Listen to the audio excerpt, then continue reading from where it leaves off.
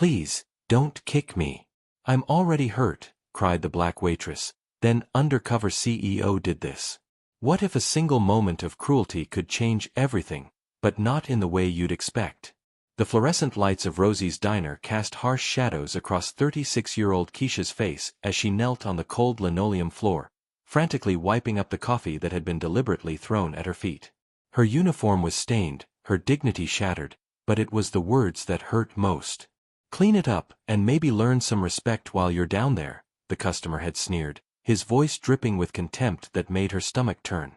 Keisha's hands trembled as she pressed the towel against the sticky mess, fighting back tears that threatened to spill. She'd been working double shifts for 3 months just to keep her grandmother's medication coming, and this job was all she had left. But what she didn't know was that the quiet man in the corner booth, the one who'd been watching everything with growing anger behind his calm exterior, was about to change her entire world. "Where are you watching from tonight?"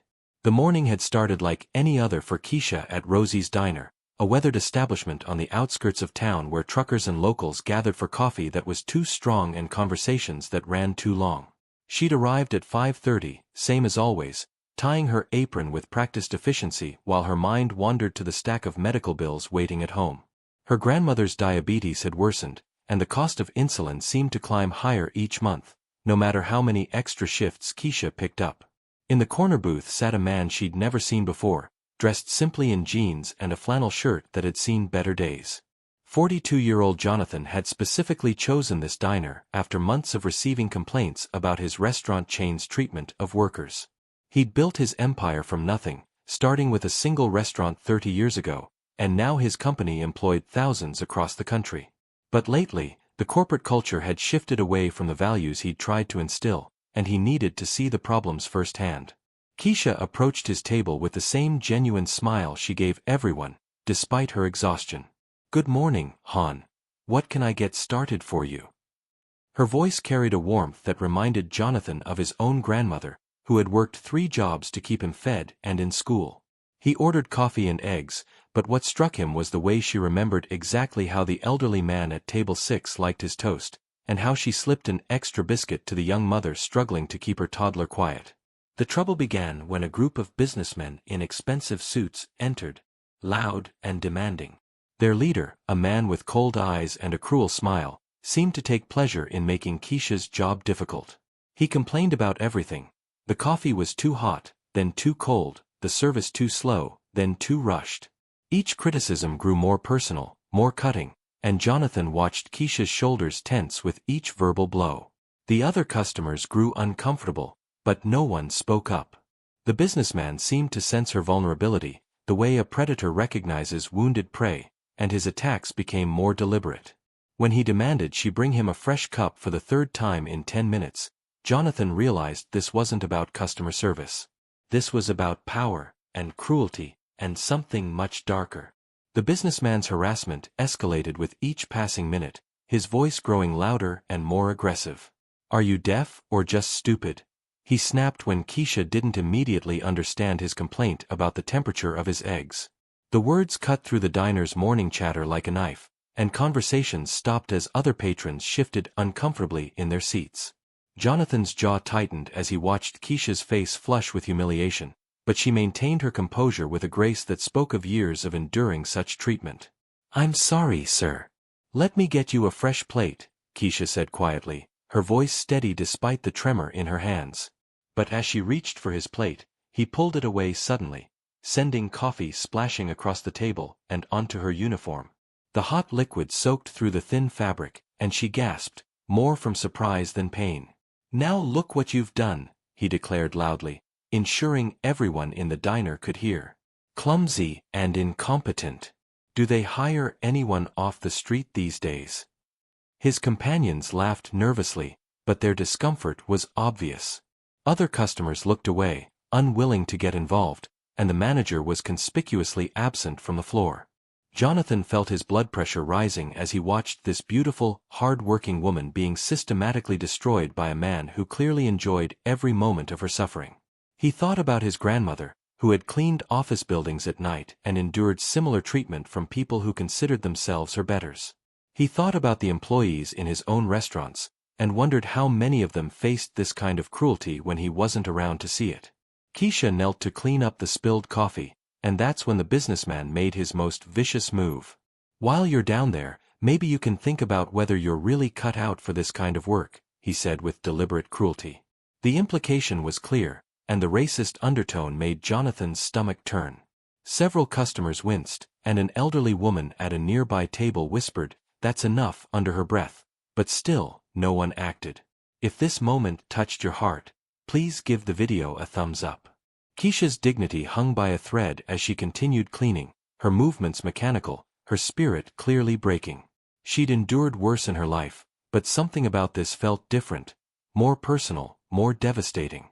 The businessman leaned back in his chair with satisfaction, convinced he'd won whatever game he thought he was playing. He had no idea that the quiet man in the corner booth was about to turn his world upside down.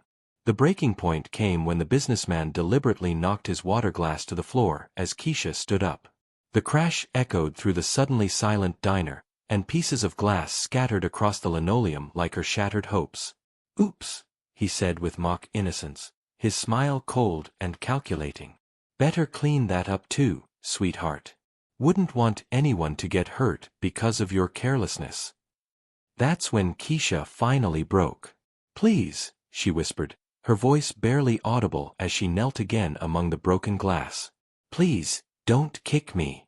I'm already hurt." The words escaped before she could stop them, a raw admission of pain that went far deeper than this single incident. She thought about her grandmother's worried face when Keisha couldn't afford the premium insulin last month. She thought about the rejection letters from better jobs, the bills that kept coming, the dreams that seemed further away each day. The businessman heard her plea and seemed energized by it, leaning forward with predatory satisfaction. "What was that? Speak up, I can't hear you down there." His voice carried across the diner, and Jonathan saw several customers actually flinch at the cruelty in his tone. An elderly man started to rise from his seat, but his wife pulled him back down, afraid of confrontation. Jonathan had heard enough. As the CEO of Morrison Restaurant Group, he'd built his fortune on the belief that every person deserved dignity and respect, values his grandmother had taught him during those hard years when they had nothing but each other. He'd started as a dishwasher himself, worked his way up through every position in the industry, and he'd never forgotten what it felt like to be powerless, to be treated as less than human. The businessman was reaching into his jacket now, pulling out his phone to record Keisha's humiliation, and Jonathan realized this sick individual planned to document his cruelty for his own entertainment or worse, to share with others. The thought made him physically sick. This wasn't just harassment anymore. This was psychological torture of someone who was clearly at her breaking point. Have you ever faced something like this? Let us know in the comments. Jonathan stood up slowly, his movement deliberate and controlled, but those who looked closely could see the steel in his eyes. He'd spent years learning to navigate corporate boardrooms and hostile negotiations, but this moment required something more fundamental, the kind of moral courage his grandmother had shown every day of her difficult life. The businessman was so focused on his victim that he didn't notice the quiet man approaching, didn't sense the storm that was about to break over his head. Jonathan's voice cut through the diner like a blade, calm but carrying absolute authority. "That's enough." The businessman looked up, annoyed at the interruption, but his expression shifted when he met Jonathan's eyes. There was something in that gaze that spoke of power held in check, of consequences waiting to be unleashed. "Excuse me," the businessman said, trying to regain his composure, but his voice lacked its earlier confidence. "I said that's enough," Jonathan repeated, moving closer. "This woman is doing her job with more grace and professionalism than you deserve. Your behavior is disgraceful." The businessman laughed nervously, looking around for support from his companions, but they were studying their hands, suddenly fascinated by their untouched breakfast. "Listen, friend, this doesn't concern you," the businessman said, standing to face Jonathan. "Maybe mind your own business." But Jonathan wasn't backing down. He'd watched his grandmother endure decades of similar treatment, had promised himself he'd never let it happen again if he had the power to stop it. Today, he had that power. "Actually, it concerns me very much," Jonathan said, pulling out his business card with deliberate slowness. I'm Jonathan Morrison, CEO of Morrison Restaurant Group. We own 843 restaurants across the country, including 7 locations where your company currently holds catering contracts. The businessman's face went pale as he read the card, his hands visibly shaking as the implications hit him. The diner fell completely silent. Even the cook had emerged from the kitchen, drawn by the tension. Keisha remained on the floor, forgotten in the sudden shift of power, watching in disbelief as her tormentor's arrogance crumbled before her eyes. Those contracts are worth approximately $12 million annually to your firm, Jonathan continued, his voice never rising but somehow commanding complete attention.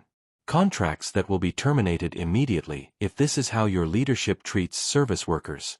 But that's just the beginning. He turned to address the entire diner, his voice carrying to every corner. This woman has shown more dignity and professionalism in the last hour than most people show in a lifetime. She deserves respect, not abuse. If you've been enjoying this story, subscribe to our channel for more heartwarming tales. The businessman was backing toward the door now, his earlier cruelty replaced by panic as he realized the magnitude of his mistake. But Jonathan wasn't finished. He knelt beside Keisha, extending his hand to help her up. "Ma'am, would you mind if I had a word with you privately? I believe we might be able to help each other." His voice was gentle now, filled with the respect she'd been denied all morning. Keisha accepted Jonathan's hand, rising shakily to her feet as the businessman and his companions fled the diner in humiliated silence. The other customers burst into spontaneous applause, and the elderly woman who had whispered earlier stood up to embrace her. "Honey, you handled that with more class than any of us would have managed," she said warmly. Keisha felt tears flowing freely now, but they were different tears. Tears of relief, of vindication, of hope she hadn't felt in months. Jonathan led her to his booth, where he listened as she told her story. Her grandmother's diabetes, the crushing medical bills, the constant struggle to maintain dignity while working multiple jobs just to survive. She spoke of dreams deferred. She'd been studying nursing before her grandmother got sick, had been forced to drop out to work full-time. She talked about the daily indignities, the customers who saw her uniform and decided she was somehow less deserving of basic human respect. "I have a proposition," Jonathan said quietly. Morrison Restaurant Group has a scholarship program for employees pursuing healthcare degrees. Full tuition, books, and a guaranteed management position upon graduation. More importantly, we have immediate openings for shift supervisors at our flagship location downtown. The position starts at $18 an hour, with full health benefits that would cover your grandmother's medication completely. Keisha stared at him in disbelief. "Why would you do this for someone you don't even know?" she asked, her voice barely a whisper. Jonathan smiled, thinking of his grandmother's weathered hands and unwavering strength. "Because 30 years ago, I was washing dishes in a place not much different from this one. Someone gave me a chance when they didn't have to, and it changed my life. More than that, because what happened here today should never happen to anyone, and the best way to fight cruelty is with kindness." 3 months later, Keisha walked across the stage at the community college to receive her certified nursing assistant degree, the first step toward her dream of becoming a registered nurse. Her grandmother sat in the front row, her medication paid for by insurance that actually worked, watching her granddaughter reclaim the future that had almost been stolen by circumstance and cruelty. Jonathan was there too, having become not just an employer but a mentor and friend. He'd restructured his company's training programs to emphasize dignity and respect, using Keisha's story as a reminder that behind every uniform is a human being with dreams, struggles, and infinite worth. The businessman's company did lose those contracts, but more importantly, the video of his behavior had somehow found its way to social media, becoming a powerful reminder that actions have consequences. Several other service workers reached out to share their own stories, leading to industry-wide conversations about treatment of employees that continued long after the initial incident faded from headlines. If you enjoyed this story, please remember to like, leave a comment with your thoughts, and subscribe for more heartwarming tales. Remember, kindness costs nothing but can change everything. In a world that often feels cold and divided, we all have the power to be someone's unexpected hero. Thank you for joining us on this journey, and we'll see you in the next story.